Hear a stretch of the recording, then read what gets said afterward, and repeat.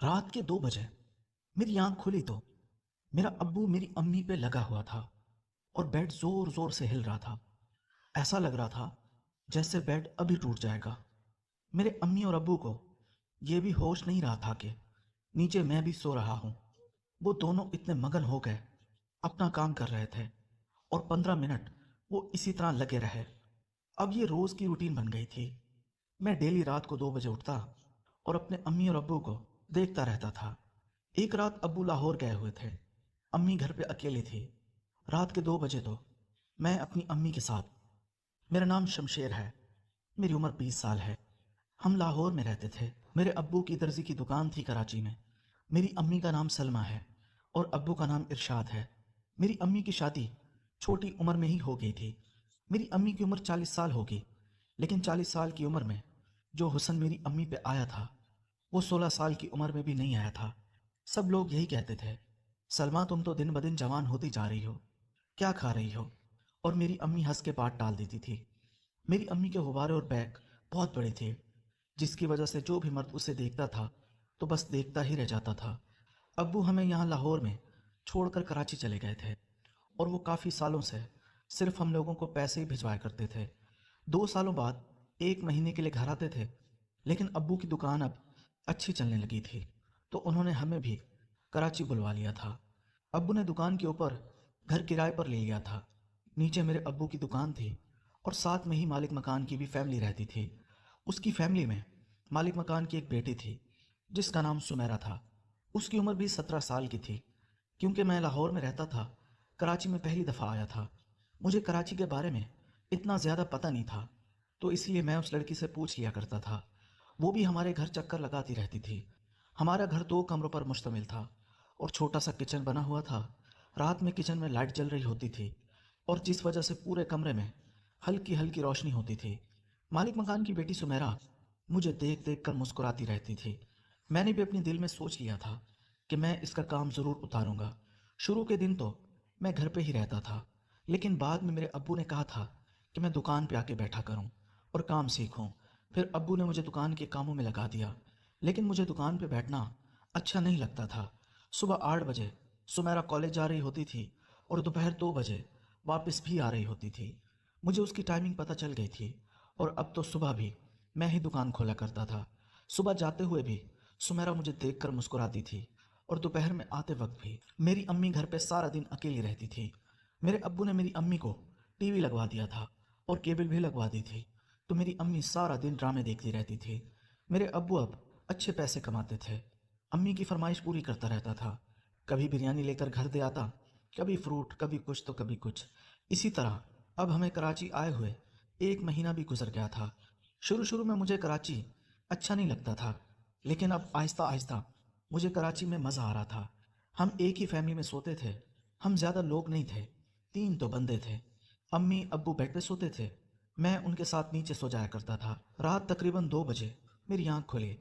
میں نے دیکھا بیڈ ہل رہا تھا۔ پہلے تو میں سمجھا نہیں کہ کیا ہو رہا ہے۔ میں جیسے ہی اٹھنے لگا، میں نے دیکھا میرا ابو میری امی پہ لگا ہوا تھا اور اوپر سے انہوں نے کپڑا اڑا ہوا تھا۔ کچن میں ایک چھوٹی لائٹ جلتی تھی جس کی وجہ سے روشنی کمرے میں بھی آتی تھی۔ ہلکا ہلکا مجھے نظر آ رہا تھا۔ میں اٹھا نہیں اور پھر سو کے ان کو دیکھتا رہا۔ اگلی رات پھر ایسا ہی ہوا۔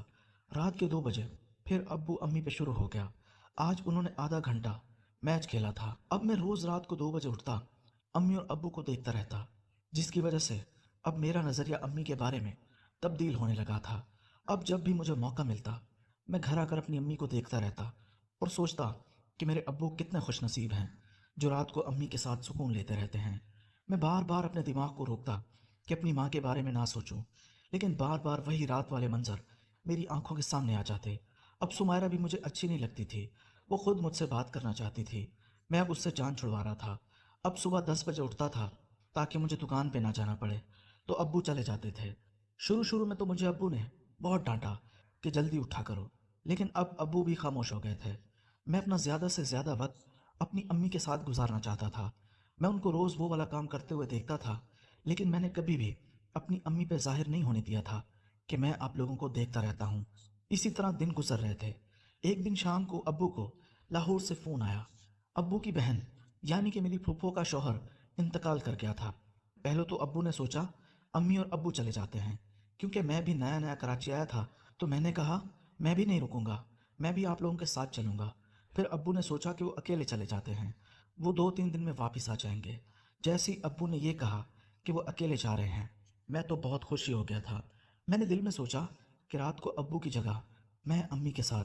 फिर मेरा अब्बू मुझसे कहने लगा, घर का ख्याल रखना और सुबह जल्दी दुकान खोलना, कारीगरों को बिठा के फिर भले तुम घर आ जाना।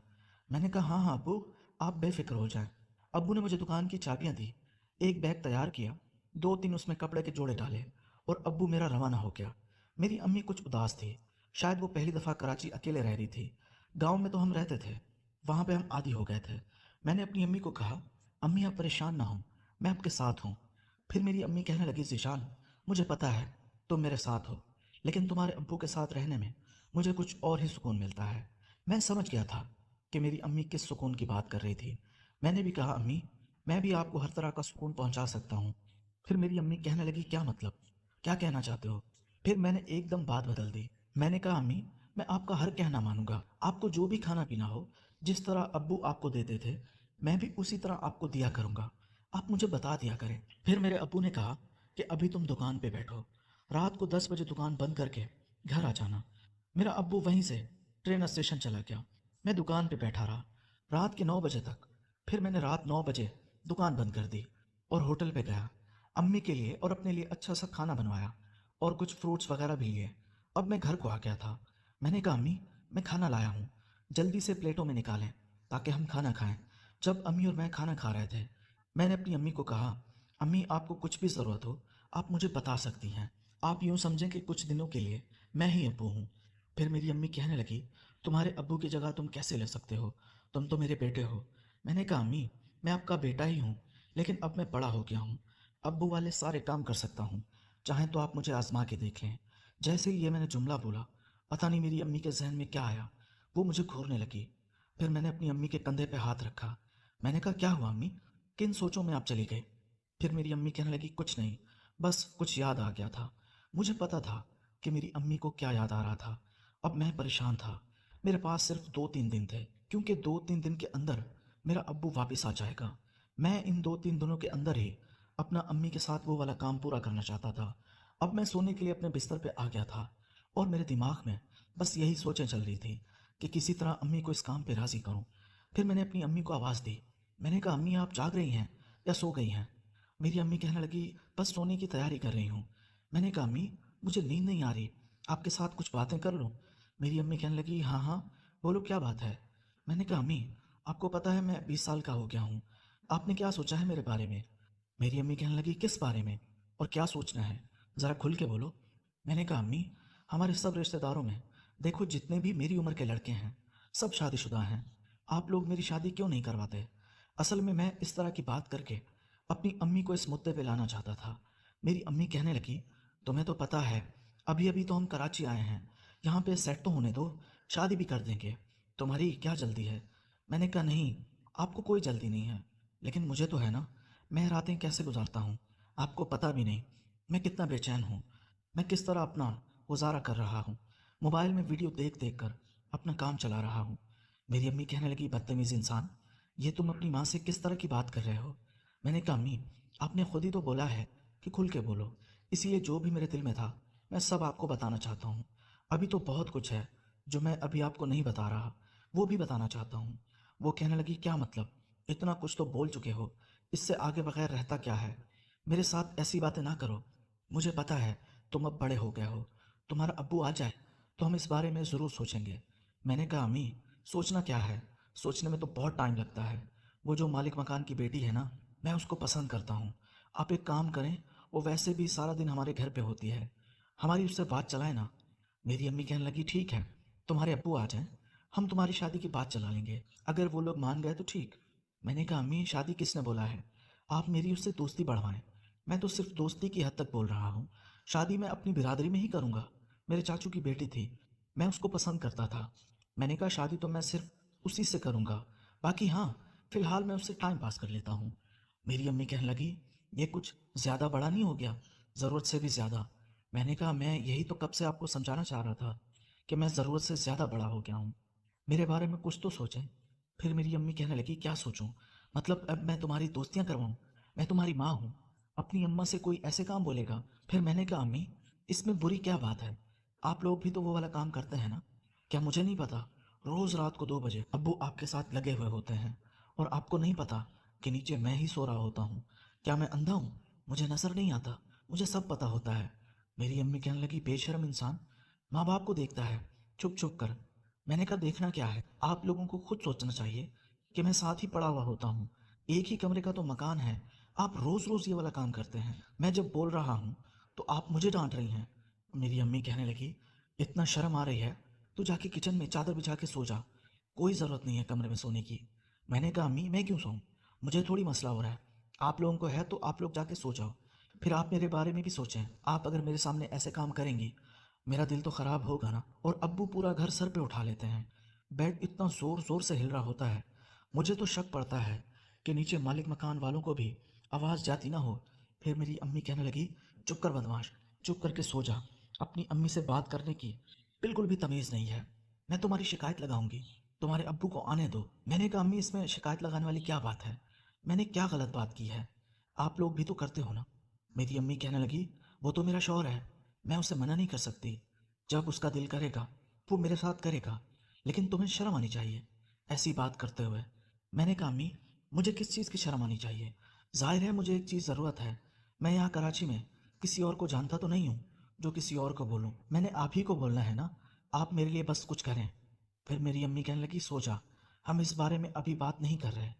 میں نے کہا اچھا ابھی نہیں تو کل، لیکن آپ میری فیلنگ سمجھیں، میں ابھی اور نہیں برداشت کر سکتا ہوں، بس بہت ہو گیا۔ میری امی کہنے لگی ہاں ہاں سوچا، کل کی کل دیکھیں گے۔ اور پھر اس طرح خاموش ہو کے میری امی سوتی رہی، میں بھی کافی دیر ایسے ہی سوتا رہا، اور پھر میری آنکھ لگ گئی۔ صبح 9 بجے میری امی نے مجھے اٹھایا، کہنے لگی اٹھ جا ناشتہ کر لے اور جا کے دکان کھول اور کاریگروں کو کام پہ لگا۔ میں نے امی سے جھوٹ بولا، میں نے کہا امی میں ساری رات جاگتا رہا ہوں، مجھے ابھی نیند آ رہی ہے، میں نہیں جا رہا دکان کھولنے۔ وہ کہنے لگی تمہارا ابا تمہیں مارے گا، جا دکان کھول کے پھر بھلے گھر آ جانا۔ میں نے کہا اچھا ٹھیک ہے 5 منٹ میں اٹھتا ہوں۔ میں اٹھا تو سیدھا باتھ روم میں چلا گیا، ہاتھ منہ دھوئے اور میں باہر آیا تو میری امی مجھے دیکھ دیکھ کر مسکرا رہی تھی۔ میں نے کہا امی کیا ہوا، سب خیریت ہے، آپ مسکرا کیوں رہی ہیں؟ پھر میری امی کہنے لگی تمہیں پتہ ہے رات کو تم نے کیا بولا تھا؟ میں نے کہا ہاں مجھے سب پتہ ہے، کون سا میں نشہ کرتا ہوں جو میں سب بھول جاؤں گا؟ میری امی کہنے لگی پاگل، اپنی امی سے کوئی ایسی بات نہیں کرتا۔ میں نے کہا امی میں آپ کو سیدھی بات بولوں، اگر آپ برا نہ مانو تو؟ میری امی کہنے لگی اتنی باتیں تو بول چکا ہے، ابھی تک تو میں نے کچھ برا نہیں مانا۔ جب میری امی نے یہ بولا تو میرا حوصلہ اور بڑھ گیا۔ میں نے کہا ہاں یہ تو آپ ٹھیک کہہ رہی ہیں۔ میں نے کہا امی میں یہ کہہ رہا تھا اگر آپ نے میرا کام نہیں کروایا مالک مکان کی بیٹی کے ساتھ پھر میں کچھ بھی کر لوں گا، پھر آپ نے مجھے بولنا نہیں ہے کہ تم نے ایسا کیوں کیا۔ میری امی کہنے لگی کیا کر سکتے ہو تم، کیا کرو گے ذرا بتاؤ مجھے؟ میں نے کہا بعد میں بتاؤں گا جب آپ نے میرا کام نہ کیا تو۔ ابھی نہیں، کہنے لگی ابھی بتاؤ۔ میں نے کہا نہیں ابھی نہیں۔ پھر وہ مجھے کہنے لگی اچھا تم ایک کام کرو، جاؤ نیچے دکان کھولو اور مالک مکان کے گھر دروازہ بجا کے بولنا کہ ان کی بیٹی کو میری امی بلا رہی ہے، میں کوشش کرتی ہوں کہ تمہارا کام ہو جائے۔ میں نے کہا امی آپ کو پہلے بتا دوں شادی وادی کی بات نہیں کرنی، جسٹ ایسے ہی ٹائم پاس، صرف آپ نے دوستی لگوانی ہے، باقی میرا کام ہے۔ میری امی کہنے لگی ٹھیک ہے۔ پھر میں نے ناشتہ کیا اور پھر میں نیچے اتر آیا، مالک مکان کا گیٹ بجایا تو اس کی وہی بیٹی گیٹ کھولنے آئی، مجھے دیکھ کر کہنے لگی تم صبح صبح کیا ہوا، سب خیریت ہے؟ میں نے کہا ہاں وہ اصل میں امی کو کوئی آپ سے کام تھا، وہ آپ کو بلا رہی تھی۔ وہ کہنے لگی خالہ کو اتنی صبح صبح کیا کام ہے؟ میں نے کہا مجھے نہیں پتا۔ وہ کہنے لگی ابھی تو میں کالج جا رہی ہوں، واپسی پہ آؤں گی تو ان کو مل لوں گی۔ میں نے کہا چلو ٹھیک ہے۔ پھر میں نے دکان کھولی جب تک کاریگر بھی آ گئے اور کام شروع ہو گیا۔ دن 11 بجے میں دوبارہ امی کی طرف گیا، میری امی کہنے لگی دکان پہ کام چالو ہو گیا؟ میں نے کہا ہاں سب لوگ کام کر رہے ہیں۔ میں نے کہا وہ میں نے ان کو بولا تھا، وہ کہہ رہی تھی کہ کالج کے بعد میں آؤں گی۔ پھر میری امی کہنے لگی اچھا ٹھیک ہے، تم چاہو تو تھوڑا سا ریسٹ کر لو، پھر 1 بجے تم دوبارہ دکان پہ چلے جانا۔ میں نے کہا امی مجھے فرش پہ نیند نہیں آ رہی، میں آپ کے بیڈ پہ سو جاؤں؟ پھر مجھے میری امی کہنے لگی یہ پوچھنے والی بات ہے بھلا، تمہارا اپنا ہی گھر ہے، جہاں دل کرے سو جاؤ۔ پھر میں جا کے اپنے ابو کی جگہ پہ سو گیا۔ میں نے کہا امی آ کے بیٹھے نا، باتیں کرتے ہیں۔ میری امی کہنے لگی ابھی مجھے گھر کے کچھ کام کرنے ہیں، تم لیٹ جاؤ۔ مجھے نیند کہاں آنی تھی، میں نے پوچھا امی ابو کب تک واپس آ رہے ہیں؟ ابو سے کوئی بات وغیرہ ہوئی تھی؟ امی کہنے لگی ہاں، صبح 10 بجے ان کا فون آیا تھا، وہ کل وہاں سے روانہ ہو جائیں گے، وہ پرسوں یہاں آ جائیں گے۔ مجھ سے پوچھ رہے تھے کہ دکان پہ چلا گیا، تو میں نے ان سے کہہ دیا کہ ہاں وہ دکان پہ ہے۔ میں یہ سن کر اور بھی پریشان ہو گیا۔ اب تو میرے پاس صرف 2-3 دن ہی تھے، انہی 2-3 دن کے اندر اپنا امی کے ساتھ وہ والا کام کرنا تھا۔ میں نے کہا ویسے امی آپس کی بات ہے، تم سمیرا سے بولو گے کیا؟ وہ کہنے لگی یہ تم مجھ پہ چھوڑ دو، میرا کام ہے۔ میں نے کہا پھر بھی مجھے بھی تو بتاؤ۔ وہ کہنے لگی ویسے بھی وہ تمہیں پسند کرتی ہے، میں نے نوٹ کیا ہے کہ جب بھی تم آتے ہو وہ تمہیں گھور گھور کر دیکھتی ہے اور تمہاری باتیں بھی کرتی رہتی ہے۔ میں سمجھ گئی ہوں کہ وہ کہیں نہ کہیں تمہیں پسند بھی کرتی ہے۔ ایک بات بولوں، اس لڑکی سے تم شادی کر لو تو اچھا ہے۔ دیکھو کراچی میں ان کا اپنا گھر ہے، دکان بھی ان کی ہے۔ اگر تمہاری شادی اس سے ہو جاتی ہے تو ہمیں دکان اور